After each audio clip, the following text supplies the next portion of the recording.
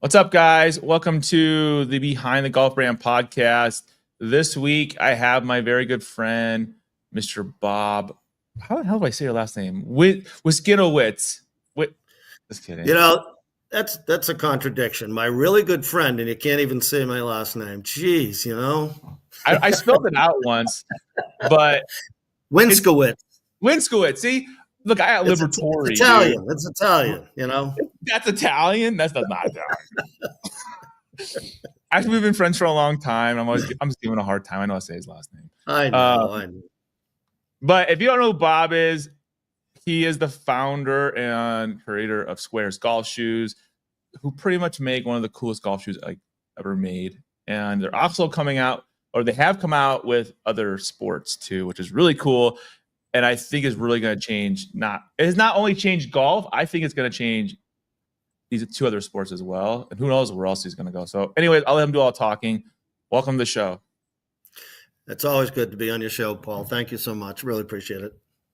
So Bob and I were supposed to do this on Monday, and then we ended up just bullshitting for an hour and a half. And then I was like, oh, we never went live. And I'm like, oh, let's reschedule for Friday. And then we ended up talking now for the last 40 minutes. And I'm like, oh, we better start recording. That's what happens when Bob and I start talking about stuff. But well, we just like to banter ideas, and you know, it's a lot of fun. We just, we banter ideas and thoughts, talk about the golf industry, talk about the business of golf, and it's always fun. What year did you start Sqairz? So technically 2019 was when we actually had a shoe. We went to market in 2020. So, here we are, technically say 6 years later, but only 5 years on the market. Yeah, but you guys blew up.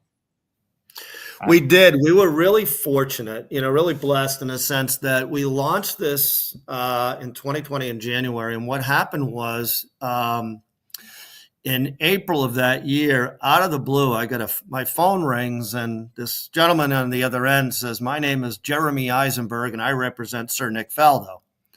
And I'm like, all right, who is this? I thought it was a friend of mine breaking my chops, And so he says, no, Sir Nick, he's really studying how to use the ground better and studying ground force. And he went online and he typed in on Google, he typed in balance, stability, and golf shoes. And Sqairz came up, thank God for search engine optimization because, he found our shoes and he said, would you mind sending him a couple pairs of shoes? So man, you can buy them. Yeah. Well, we were direct to consumer, we've been direct to consumer, so there's no place he can really go. But, so we sent them a couple of pairs and they wanted to set up a Zoom about a month later. And I get on there. And of course I was humbled that I'm on with Sir Nick Faldo. I really didn't get, I worked for Arnold Palmer for years, spent a lot of time with Arnold and things like that. But, Sir Nick was more relatable to me watching him grow and the fierceness that he exhibited on the course and all of that, 6 majors. And so I get on the call with him and he asked me to tell him about the shoes. And he leans back and he said, I would have never believed this in a million years that I put these shoes on and he picked up about 3 miles an hour in his swing speed. And he said, look, I just feel more balanced, more stable. And he says, as you get older, you got to have this confidence that you can go after the golf ball. You can go after it a little more. And he said, I think what holds a lot of players back is the shoes today. And so he just started to reel about the shoes. And then he said, Bob, how do I get involved? And so, it's out there. He's done a couple of videos when he's been interviewed about this, and he's told this whole story. So, a lot of people say, wait a minute, he asked you if he could be involved. And I said, yes, he did. It's out there in his own words. So that's what really rocketed this. This is what threw gas on the fire, was that instant validation and credibility that comes with somebody that's won over 40 times on tour and 6 majors. Right, and he's a Hall of Fame, like he's legend. Yeah, right? Yeah. You know what I mean? Yeah. It's like, but he came, but it also he found you. It wasn't like he, I gotta find someone Sir Nick to be our spokesperson. It's like, no, he chose that because he's like, holy crap, what the heck is this? Well, it's interesting is that, golf, you mentioned earlier about that we ventured into sports like baseball and pickleball, and I'll use baseball as an example. Golf has really pioneered ground force and how to use it and how to study it and how to assess it, and how it really relates to powering the golf swing. And so when you start looking at ground force, it's really that interaction of your feet with the ground. And once you get to that space there, the golf shoe it really comes to the forefront of the conversation, because if you think about it, there's two connections in the game of golf: your hands to the club and your feet to the ground. Now, I would argue that your feet to the ground are the most important. And then somebody says, well, you can't hit the ball unless you're holding the club. Sure enough. But where the golf swing emanates from is from your interaction with the ground. And so that makes the golf shoe probably the most important piece of equipment. Well, the reason why ground force was studied was over the years, as the USGA starts regulating shafts and heads and trampoline effect and all of that, they regulated the heck out of the golf ball. And as you know, the talk out there is that they want to roll back the distance of the golf ball. Well, it's because we have optimized shaft technology and head technology. We've optimized club fitting. We've optimized the golf ball. So the USGA stepped in and really put regulations on the club and the ball. So where else do you look for more? Yeah, there's only so much that they can do now, right? Like, that's it. Right. Like, that's the rule. That's the line. You can't go past that, or it's not going to be. I'm going to give you a statistic that you will not believe. I won't embarrass you, but I will tell. If I was to ask you, in 2018, the average driving distance for an amateur measured by Arcos, over 20 million swings with a driver, was 226.3 yards. Okay? What would you guess it to be in 2023?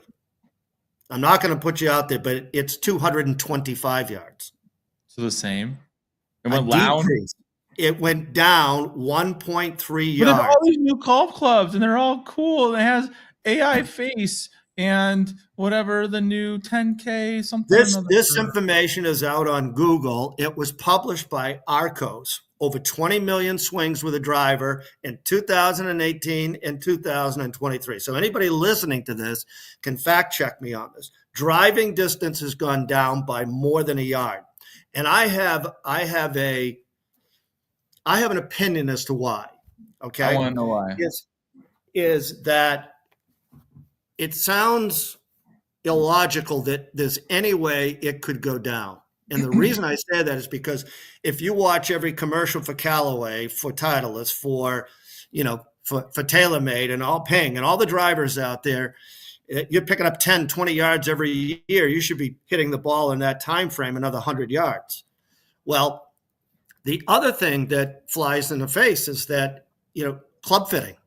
I mean, you take places like Club Champion and all of these places now that I don't know too many people that don't go in and buy a club today that don't get fitted. So that should optimize your swing. That should give you more distance. Think about shaft technology. Most people think the engine of a golf club is the head. It is not. It is the shaft. The shaft is the engine of a golf club.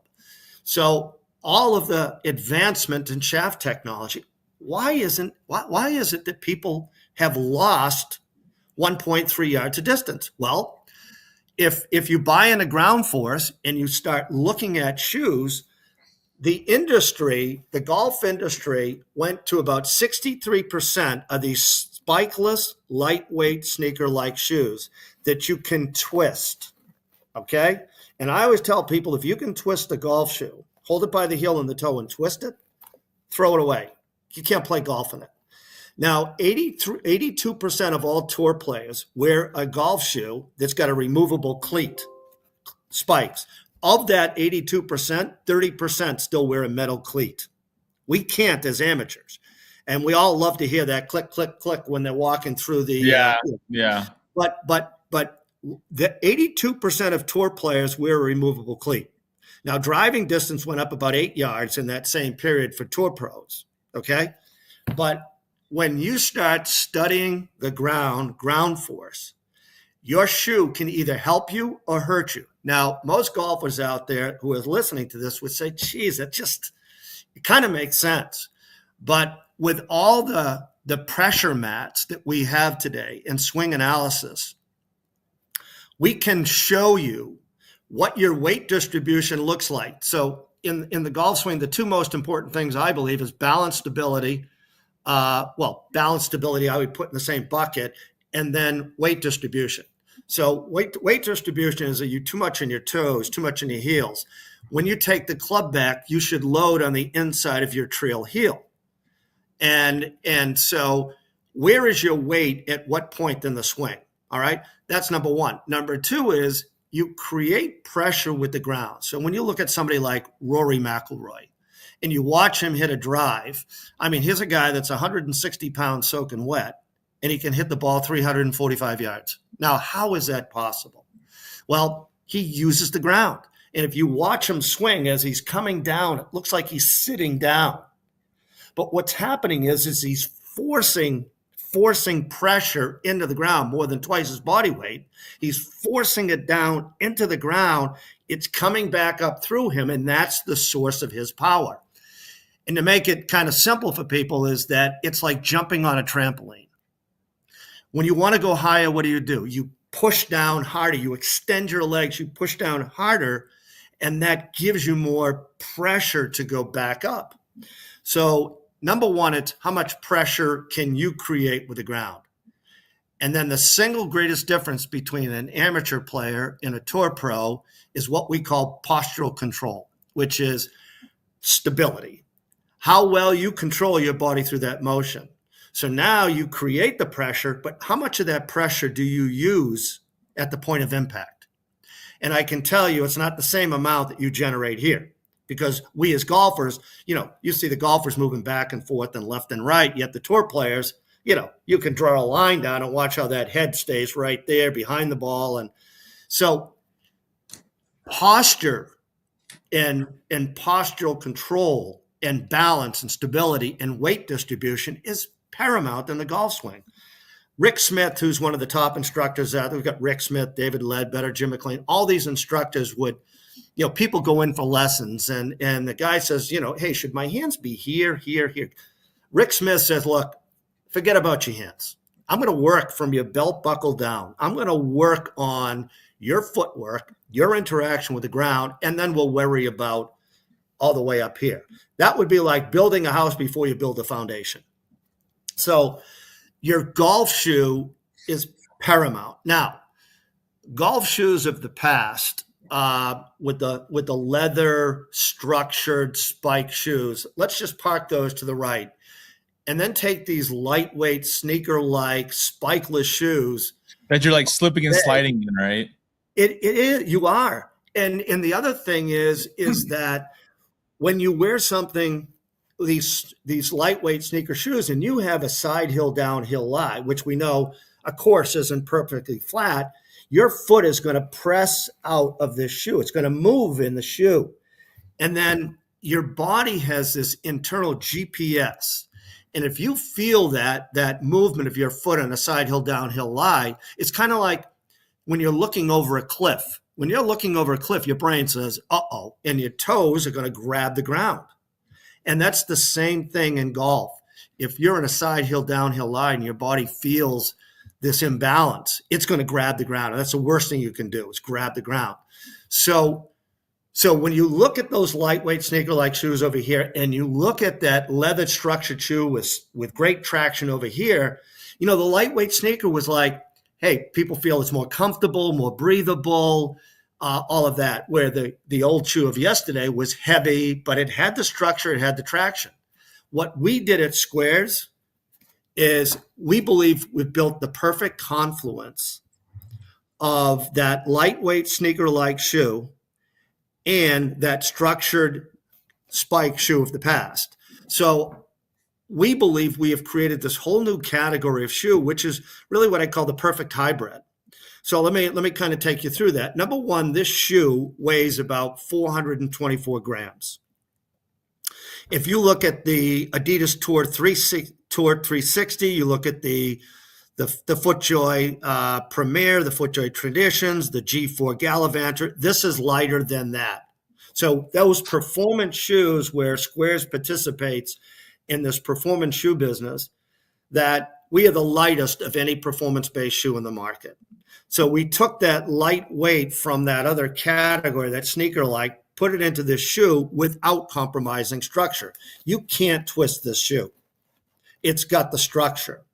The other thing we did is we built a hybrid traction pattern. So as you can see, it's kind of got that like spikeless look with a couple of spikes sprinkled in. Now, where these spikes are located are directly under the pressure points that you exert the greatest amount of pressure on the ground. So these are strategically positioned.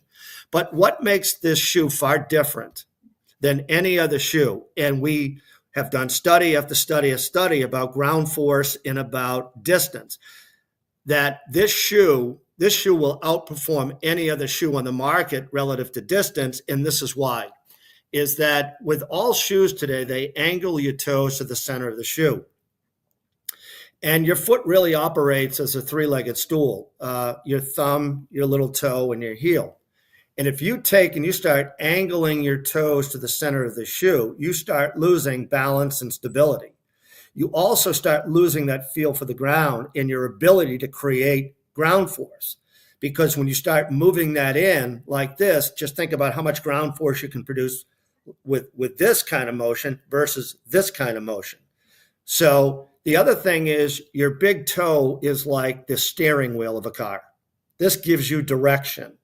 This accounts for most of the production in the golf swing is your big toe. But when you start reducing that by moving it inwards, you start reducing the foot function. And you also start reducing balance and stability and ground force production. And again, this is all measurable with pressure mats. So what Sqairz did is we opened up the toe box. Now, this is not a wide shoe, all right? This is a normal D-width shoe. But what we did is we opened up the toe box from where the toes meet the foot up in this area only. Now, you would think that that's really not novel. But when you think back to all the shoes that have been produced up to date, everything angled your toes to the center of the shoe. But now, because of all the research that's out there and all of the problems people have with plantar fasciitis and all of these foot problems, is that people like Hoka, people like Ultra, people like On Running, everybody has jumped into opening up the toe box. Everybody is. And they know that proper foot function, better balance, better stability comes with opening up the toe box. So we opened up the toe box, but as I mentioned, this is not a wide shoe. But what we did was just the outsole only is we widened the base under the ball of your foot by about 4 millimeters. This will give you even more balance and stability. But now you've got more traction and more coverage of the ground and more energy exchange with the ground. The other thing we did is this piece on the back of the shoe, this external piece, it runs externally and then internally down along the plantar fascia. And this gives tremendous arch support, but it also gives that anti-torsion because you don't want the shoe twisting. The other little technique we did is we put these little nubs on the laces.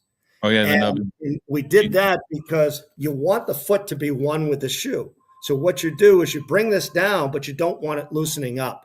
And so once you pull these laces tight, they stay exactly where you put them. Stay put laces, right? That's right. Yep. So the other thing is that with the toe box, there's more comfort, there's more balance, there's more stability, more ground production. So what we did in golf really pioneered ground force plates, all of the science and technology, swing analysis. Now other sports like baseball are finally catching up. Now, we launched our baseball shoe back in October, and we have just been named the official baseball shoe of Perfect Game. We've been named the official baseball shoe of Major League Baseball Players Association Minor League and Major League Baseball Players Association, an official partner of all the players in Major League Baseball. We will have over 250 players wearing the shoe in baseball, and the whole reason is that they did the same type of research in baseball. And on average, in Major League Baseball, players are picking up 5 miles an hour in exit velocity. Now, exit velocity. Yeah, what does that mean? Because if you're not into baseball, like this is massive, right? It is game changer. Massive. It is. And if you think about it now, why does that happen? How does it happen? And I know it sounds like a big number when you say 5 miles an hour in exit velocity. Now, in pitching, it's 2.7 miles an hour on a fastball. We picked up 2.7 miles an hour, and this was independent studies. And in fact, it's a medical, clinical, independent study. And we had there was a group of orthopedic surgeons and podiatrists got together and were very intrigued about the impact of shoe design and structure as it relates to foot function and performance. And they did a study, and it was presented 3 weeks ago at the American College and Foot and Ankle Surgeons Convention. And it won an award. That our shoe won an award. It was presented at this recognizable medical conference. Why they were so intrigued was that this shoe promotes proper foot function, and that proper foot function allows for better or elevated performance. And then we can measure that elevated performance. So in baseball, it's a game changer, because if you think about it, what happens with a baseball player, they have a tendency of doing what they call varus or valgus profile. All right. Now, varus is picking up your big toe. All right. Valgus is picking up your little toe. And if you watch a lot of these players as they get ready to swing, they start picking their foot up. And as they start picking that foot up, and the shoe is encouraging because that shoe doesn't have structure or the design of that shoe. So I can measure how much that toe is up and how much they're losing in exit velocity. So what I'm here to say is that it's not that this shoe is giving them something they don't have. What the shoe does is it reduces all of this anti-torsion. It keeps their foot in a neutral position, and it lets them optimize their potential. These guys that are picking up 5 miles an hour in exit velocity, they always had it. They just could never use it because of the way their foot is, right? Exactly, and the way the shoe promotes. Yeah, they already have a problem with, not a problem, but it's just how they're built, right? And then on top of it, the shoe makes it even worse, right? That's it. Or it exacerbates it. It promotes that, that inefficiency. It encourages it, and it makes it worse. And it was interesting. I was talking with Manny Rodriguez's agent. Manny's a pitcher for the Rays, and so he was throwing consistently 94 miles an hour, in his Nikes. And so I was talking to his agent, and I said to her, I'll tell you what, I'll make you a bet. I'm going to send him these shoes, and he'll pick up at least 2 miles an hour. And so we made a bet. In fact, she's a big pizza fan. I'm a pizza fan. And so we're talking, we said, what are we going to bet? And we said, let's bet a pizza. So we send the shoes to Manny. About 2 weeks later, I get an email, and the opening line of the email was, I owe you a pizza. He hit 97, 98 in his fastball just by changing his shoes. Now, like I said before, he's always had that potential, but the fact that those shoes were jamming his toes like this, balance, stability, and I think Manny had a varus profile, which means, if you look at your shoes and where you wear your shoes out, you have a certain profile. And if you have a varus profile and you've got a shoe that encourages more of that, you're losing a lot. So, it's our ability when you're hitting, when you're pitching, when you're running, is that balance and stability is paramount. So when I launched Sqairz, it was really all about one thing. It was a premise that I said, if I can improve your balance and your stability, you will hit the ball farther and straighter, because balance and stability has a direct relationship with dispersion. Same with distance, that if I can give you more balance, you will hit it farther. And we can measure that today. So, it's all about ground force. It's all about the production of it and then how much you use. And this year, we really focused in on, a very classy, clean design. And then we really worked on taking weight out of the shoe.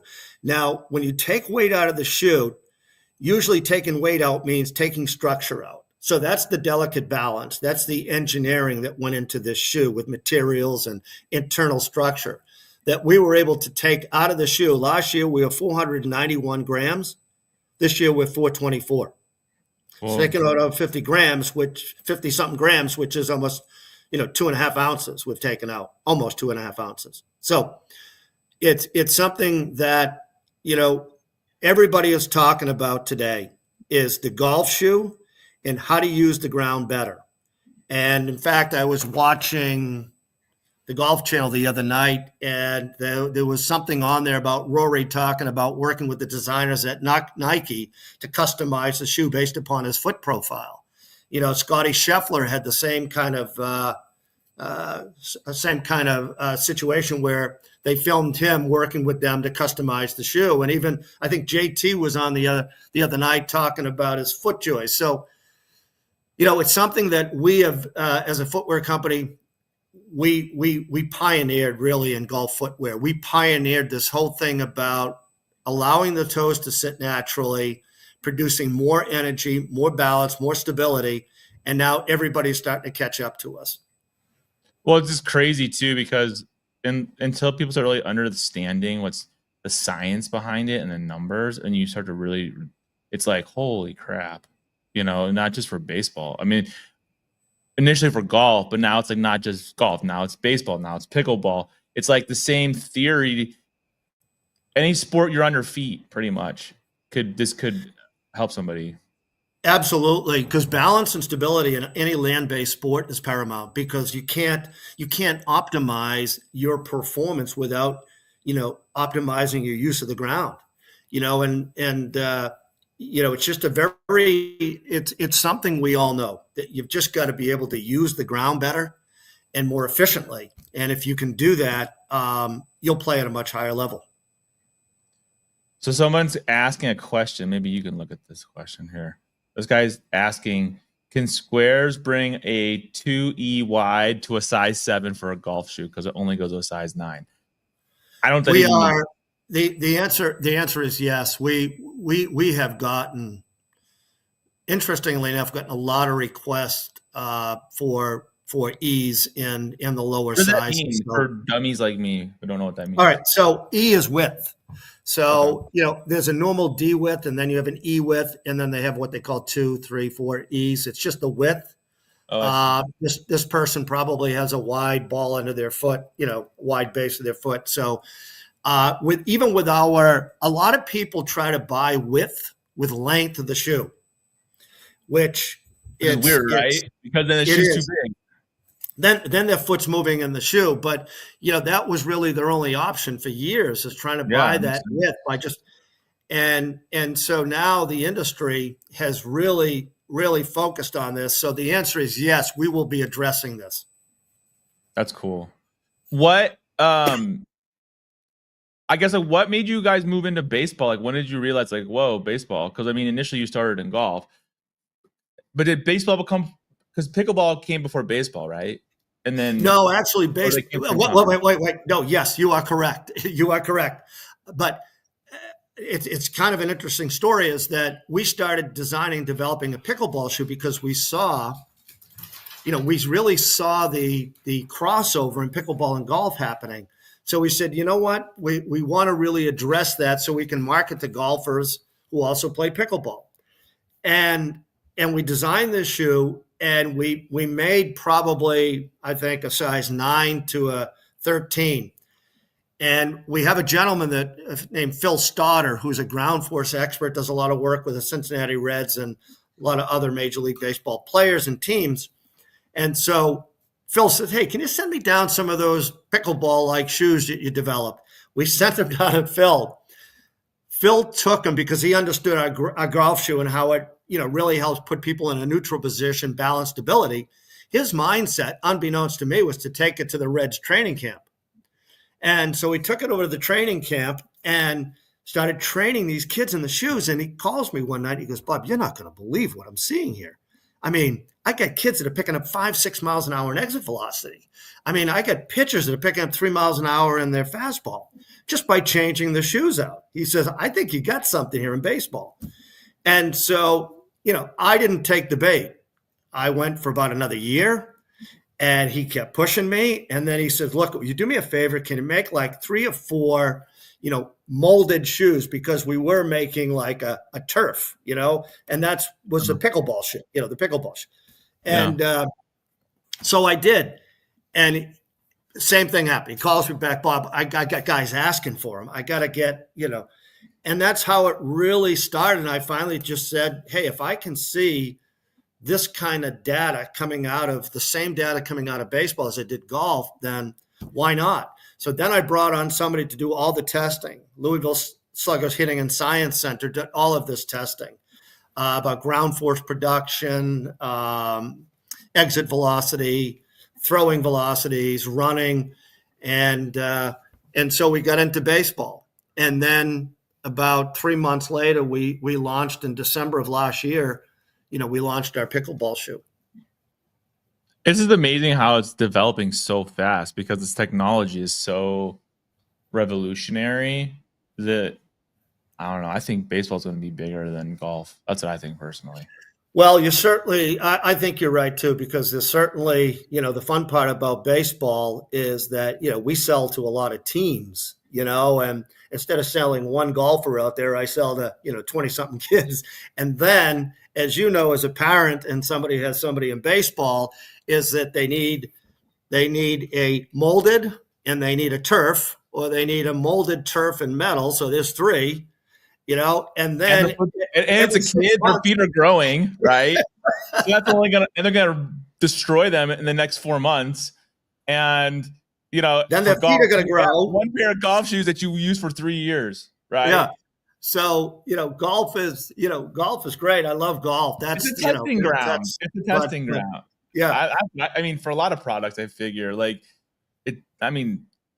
it works. The technology works regardless of what sport. And I bet you're going to figure out some other way of using it for some other sport too. Knowing you know what I mean? Like, oh, we could use it for basketball, or who knows? I have no idea. But just something else that I don't know. I think the technology But I think for golf, I have got a tremendous passion, as for golf. And if I could talk to every golfer in the United States or around the world, I would say everybody thinks the golf shoe is just a fashion statement. Everybody wants to look good, sure enough. But the golf shoe really facilitates all the key fundamentals of the swing. And without balance and stability and ground connection, you got nothing. Everything else is compensation from that point forward. You're compensating. You may become really good at compensating, but that's why the tour pros don't compensate. They've got this whole regiment down. They can repeat it. So, they focus on that. They are always on pressure mats. They're all on swing speed. They're all looking at certain points of the swing, how balanced they are, if they're on their toes, their heels, or whatever. I would tell every golfer that is listening to this that give it a shot. Go out and get a pair of Sqairz. Get into on a pressure mat or swing speed monitor, and you will show yourself. You will feel instantly. This is the beauty of these shoes. Well, the distance, you're going to see it. You're going to be like, what the F? Yeah. Right. You will put these on. Same. Nothing changed on your body, right? Right. Just what you're doing with your feet. Right. And just put them on. You'll instantly feel the stability, number one. Number two is you will have this feeling that you can go after it because you feel that stable, that connected to the ground. The other thing is you will see the distance. You will see the dispersion. And I put this challenge out to everybody. That's why we have a policy that you can wear these for 30 days. You can wear them on the golf course, wear them for 30 days. And if you don't like them, if they don't do everything we say, you can send them back. There's not too many companies out there that will do that. Once you wear them, you own them. Or once you wear them, they'll charge you a 30% restocking fee or something like that. Bullshit, yeah. I am so confident in the data. And we have over 40-something papers published on the design of our shoe, most of which are medical clinical papers and the function. We've got a medical advisory board of podiatrists, three podiatrists, 3 orthopedic surgeon, and a gentleman who owns the largest physical therapy practice in the United States. They've got over 3,000 locations. And you don't get these type of people unless they test it, they validate it, because they're not going to put their name. Not going to put their name on that shit. There's no way. Nope. And that's why, it's sometimes hard to market what we have in this shoe. And we all have a limited attention span. But, coming on a podcast like this where I can tell the whole story, and hopefully it's entertaining enough so somebody listens to the whole story, is that, hey, look, there's nothing more important than your golf shoe. And the last thing I'd say is My Golf Spy did a study, I think it was like 2 years ago. They took the 5 best performing drivers and they took and they added a driver that was 5 years old into the mix. And they tested all these drivers and they boiled it down to 5 drivers. And the difference between number 1 and 3 was less than a yard. All right. In terms of distance. All right. So Same shaft, same head, same everything. I think it was less than 1 yard in the top 3. It's less than 3 yards in the top 5. The second best performing driver was the one that was 5 years old. It's hilarious. And then you match up with the fact that in 2018, it was 226.3 yards, average driving distance.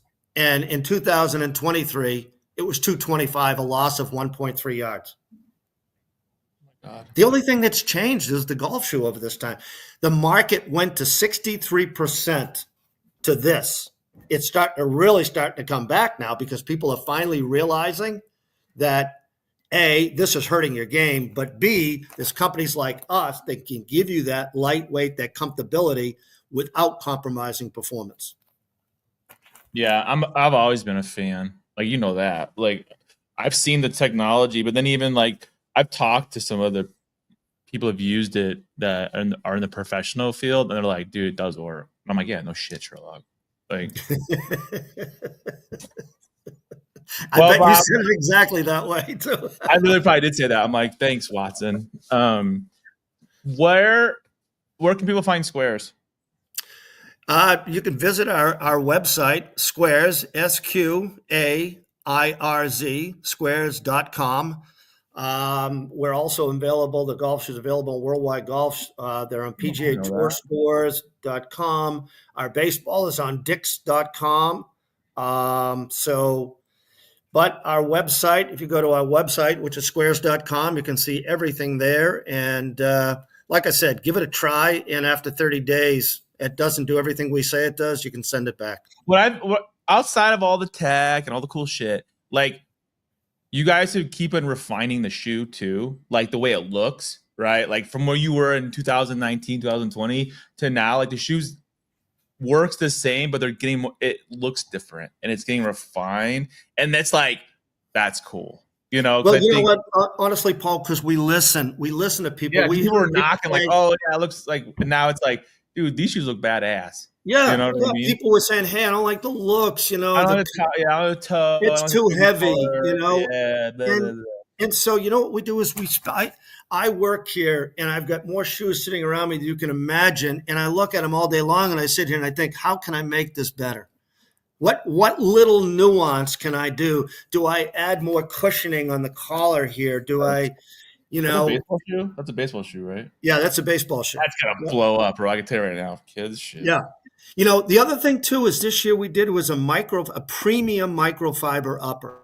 And microfiber is great because microfiber is 100% waterproof.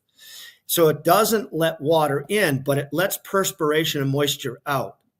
And so, that breathability is critical. The other thing we do is we sew our tongue all the way down because water wants to bounce into the shoe through the tongue. So this shoe is literally waterproof all the way up to the top. In the baseball shoe? Baseball shoe, yeah, in the baseball shoe and our golf shoe. Yep. Well, I knew the golf shoe because it has this scupper. Did you guys call it? Something like that? Yeah, this upper material is a microfiber upper. And again, we sew the gusset on either side. Gusset. That's what it was. Yeah. Yep. So it's waterproof. Like there's no way water's gonna get in that bad boy. No, not at all. In fact, I did a video last year. I put I had both feet in the lake, soaking in the lake, and all the way up to here. I took my shoe off and showed my feet were still dry. My socks were still dry. They're 100% waterproof, 2-year guarantee on the waterproof. That's so cool. I'm proud of you. I think it's cool as shit, dude. You're crushing it. And I love it how you're moving outside of golf and like the baseball and the pickleball. It's like, I don't know, there's a lot of foresight there just to see like it's cool. Yeah, as we were talking before, I think I've met one pitcher that pitches in the MLB that doesn't play golf. These guys love golf. So it's I get them. They're always saying to me, "Hey, can I get a pair of golf shoes?" Yeah, no problem. Yeah, I just did a shoe for Roger Clemens. I took actually it was this shoe, and we put the Rocket Man logo on the back of the shoe here for him. Yeah, he's a big golfer, and of course, great pitcher. He's an amazing pitcher. He's the GOAT, one of the GOATs. Yep. Well, thank you for being on the show today. You guys got to check out Sqairz. It's the real deal. Bob's awesome. Bob's awesome. So, but thank you for being on the show, and I'll see you guys in the next episode. Thanks, Paul. Appreciate it.